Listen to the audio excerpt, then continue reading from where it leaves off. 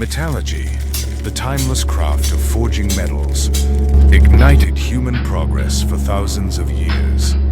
From the gleaming copper axe monies of Mesoamerica to the mighty iron tools of ancient empires, it transformed technology, fueled trade, and reshaped warfare, building the pillars of civilization.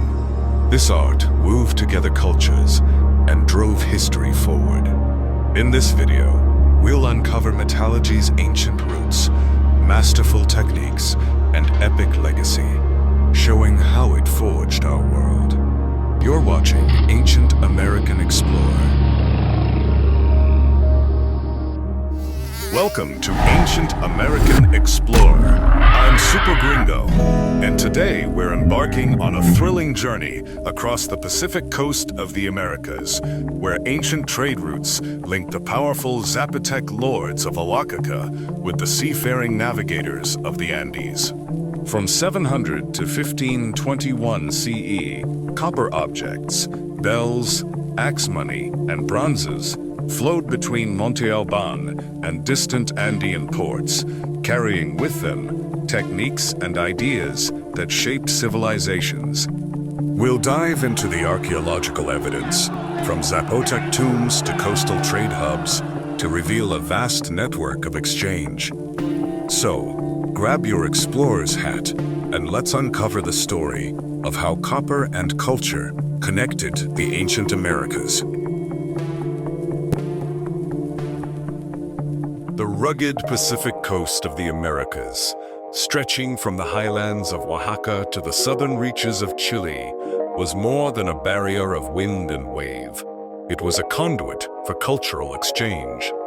Between 700 and 1521 CE, the Zapotec civilization of Oaxaca, centered at Monte Albán, and the seafaring cultures of the Andes, from Ecuador to Peru, engaged in a complex web of trade that carried copper objects, metallurgical knowledge, and prestige goods across thousands of kilometers. We will examine the archaeological evidence for these interactions, focusing on copper artifacts as an example of Andean Mesoamerican technological diffusion, and the role of Zapotec lords and Andean navigators in sustaining long-distance exchange. By weaving together metallurgy, iconography, and maritime technology, we uncover a story of connectivity that challenges traditional views of pre-Columbian isolation. The Zapotec economy relied on both local production and long-distance exchange. By 700 CE, the Zapotecs were importing obsidian from central Mexico and exporting cochineal dye and salt to regions as far as the Maya lowlands. Their coastal connections, particularly through ports like Huatulco and Tehuantepec, positioned them to interact with maritime traders.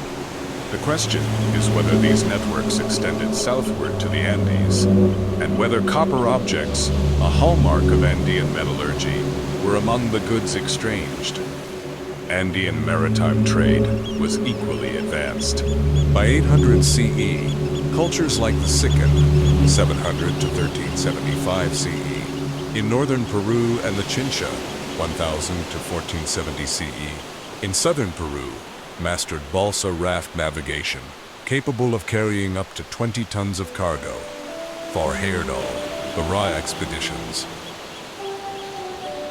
These rafts, propelled by seasonal winds and currents, traveled along the Pacific coast, reaching Central America and possibly West Mexico. Archaeological evidence from Ecuador, particularly the Monteño culture, 500 to 1534 CE, includes spondylus shells, coca leaves, and copper objects found in Mesoamerican contexts, suggesting regular contact. The key question is whether these navigators reached Oaxaca's coastal zones and traded with Zapotec intermediaries.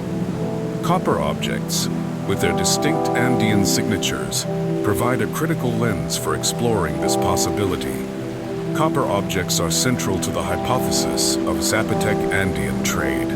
In Mesoamerica, metallurgy appeared relatively late, around 600 to 800 CE, with West Mexico, Michoacan, and Jalisco as the earliest adopter. The Zapotecs and Mixtecs in Oaxaca embraced metallurgy by 900 CE, producing copper bells, foils, and tools, often alloyed with silver or tin. Several lines of evidence suggest these objects reflect Andean influence. Axe money and Andean origins. Thin, crescent-shaped copper objects known as tajaderas or axe money appear in Oaxaca and Chiapas around 1250 CE. These objects, used as currency or elite gifts, are nearly identical to those found in Ecuador and Peru, where they served similar functions as early as 800 CE. Excavations at Zayahala, a Zapotec center post-900 CE, uncovered axe money alongside Mixtec-style gold ornaments, suggesting a shared metallurgical tradition. The dating of axe money in Oaxaca is based on stratigraphic contexts at Zaquila and Yagu, corroborated by radiocarbon dates of associated materials, 1250 to 1350 CE. Andean axe money is older, with examples from the Mantenio culture dated to 800 to 100 CE via thermoluminescence. Copper tin bronze, rare in Mesoamerica due to limited tin deposits, appears in Oaxaca by 1000 CE. Tin is abundant in the Andes, particularly Bolivia, where it was mined by 500 CE. The presence of bronze bells and tools in Zapotec burials at Monte Albán suggests either imported tin or knowledge of bronze making acquired through trade. Chemical analysis of Oaxaca bronzes confirms tin content 2 to 5%, consistent with Andean alloys, but distinct from Mesoamerican copper arsenic alloys. Radiocarbon dates for Tomb 7 artifacts align with 800 to 900 CE. Copper bells, used as ornaments and musical instruments, are common in both Andean and Zapotec contexts. Andean bells, produced by the Moche and Chimu, 100 to 177 CE, feature intricate designs and lost wax casting, a technique absent in Mesoamerica before 700 CE. Zapotec bells from Monte Albán and Zapchila, 900 to 127 CE, share similar shapes, spherical with clappers, and casting methods, suggesting technological diffusion. Metallographic studies confirm lost wax casting in Oaxaca bells, a technique documented in Andean artifacts by 200 CE. Bell contexts in Oaxaca are dated via associated ceramics, 900 to 1200 CE. These copper artifacts suggest that Zapotec lords acquired goods or knowledge from Andean navigators, likely through intermediaries in West Mexico or coastal Central America. The Pacific coast, particularly ports like Acapulco and Huatuco, served as likely exchange points. As we excavate further, the record remains incomplete. Looting and Spanish conquest melted down countless artifacts, leaving us to piece together fragments. Yet, the convergence of lost wax casting, bell designs, and coastal trade routes suggests a vibrant network linking Zapotec and Andean worlds. These connections, though indirect, reveal a pre-Columbian America far more interconnected than once thought, where the glint of metal carried stories of craft, culture, and commerce across continents. Now, let's go even further down the west coast of the Americas. In the shadow of Chile's volcanic peaks and winding rivers, the Mapuche crafted a material world of wood, stone, and woven threads. Their story, etched in the Araucania's loamy soils, raises a question that lingers like smoke over an ancient hearth. Did they work metals before the Spanish sails broke the horizon in 1541? The archaeological record, though thin, glimmers with clues, from possible pre-Hispanic silver to the intricate chain-link jewelry, trapalacucha, crafted by Mapuche women in colonial times. This tale of metal, woven through trade, conquest, and resilience, reveals a people who adapted foreign crafts to their own cultural rhythm.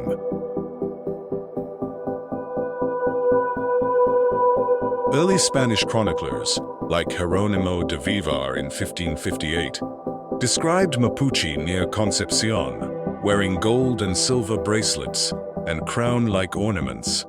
Were these locally forged, traded from Inca smiths, or looted in raids?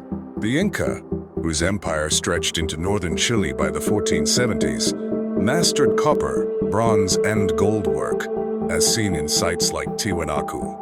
Some argue these ornaments reached the Mapuche through trade along the Pacific coast or overland routes, as no pre-Hispanic smelting furnaces or casting molds have been found in Mapuche lands. Sites like Pitren, 100 to 110, 100 CE. The forms of these artifacts bear resemblance to those found in northern regions, such as the spiral earrings associated with the Diaguita culture.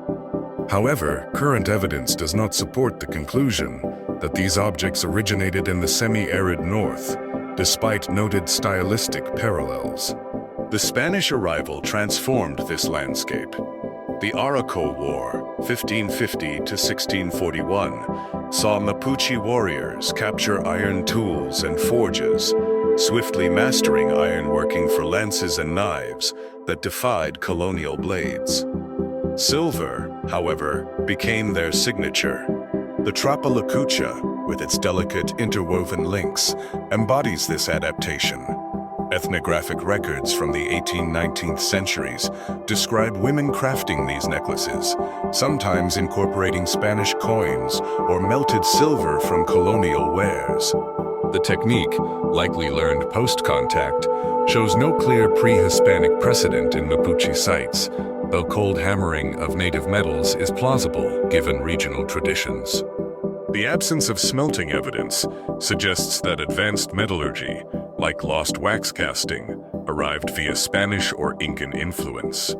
After 1532, the Mapuche adopted Spanish ironworking, forging steel weapons like knives and spearheads, enhancing warfare, while continuing limited pre-Columbian copper use, primarily for ornaments, blending traditional techniques with new methods. Despite adopting Spanish techniques, the Mapuche retained traditional crafting methods, such as weaving and wood carving, showing a selective integration of metallurgy that aligned with their societal needs. Maintaining autonomy longer than most indigenous groups in the Americas, they are not known to have ventured too far by sea. Andean navigators, likely from the Montaño or Chincha cultures, sailed balsa rafts along the coast, reaching Central America by 700 CE and West Mexico by 800 CE. Ports like Acapulco and Huatulco, linked to Oaxaca via trade routes, were probable exchange points. Zapotec lords, through coastal intermediaries, accessed Andean goods, which were then transported inland to Monte Albán or Zachila. Balsa rafts, documented in ethno-historic accounts, were capable of long-distance voyages. Archaeological evidence of Montaño raft anchors and spondylus shells in Costa Rica, 700 to 1000 CE, supports their range. Spondylus in Costa Rica is dated to 700 to 1000 CE via radiocarbon. Raft technology is inferred from ethnohistory and modern experiments. The Zapotecs controlled coastal zones through alliances with Mixtec and Huave communities. Excavations at Huatulco reveal Zapotec-style ceramics alongside marine products dated to 900 to 1200 CE. Huatulco ceramics are dated via thermoluminescence, 900 to 1200 CE. These networks suggest that Zapotec lords, while inland, were integrated into a broader Pacific economy, with copper and spondylus as key currencies of exchange. There is no definitive evidence of direct Andean-Zapotec interaction. Goods and techniques likely passed through intermediaries in West Mexico, for example, Tarascans, or Central America, for example, Nicoya culture, diluting the Andean signature. Tarascan metallurgy, 900 to 1200 CE, shares Andean traits, suggesting a relay point. Andean metallurgy predates Mesoamerican adoption by centuries, raising questions about the timing of contact. The earliest Andean influence in West Mexico, 700 to 800 CE, precedes Zapotec metallurgy, 900 CE, suggesting a gradual diffusion. West Mexican copper artifacts are dated to 700 to 800 CE via radiocarbon. Some scholars argue that Zapotec metallurgy reflects local experimentation rather than Andean influence. However, the presence of tin bronzes and X money strongly favors external input. Tin bronzes are absent in Mesoamerica before 900 CE, supporting Andean influence. These challenges highlight the need for further excavations, particularly along Oaxaca's coast, to clarify the mechanisms of exchange. The trade between Zapotec lords and Andean navigators, evidenced by copper objects, spondylus shells, and metallurgical techniques, reveals a dynamic pre-Columbian world of connectivity.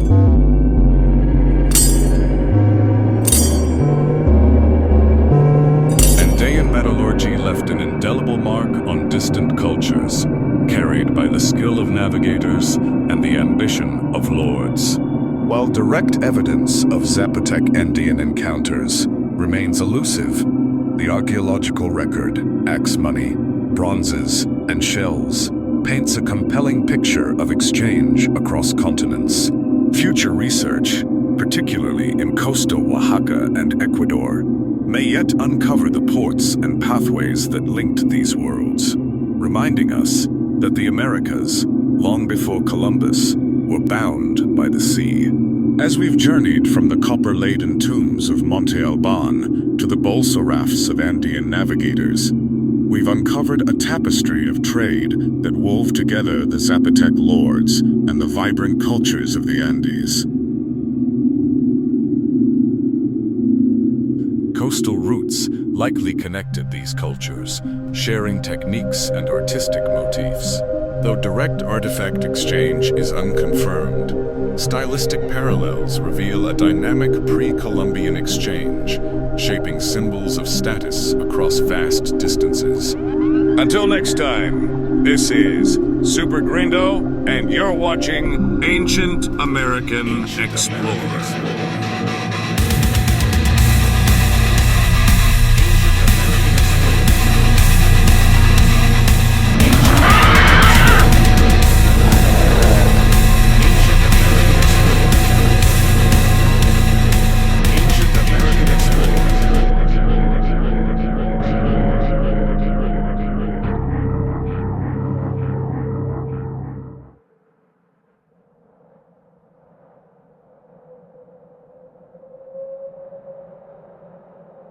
Like and subscribe to Ancient American Explorer, or I will send you to have an encounter with Crumb.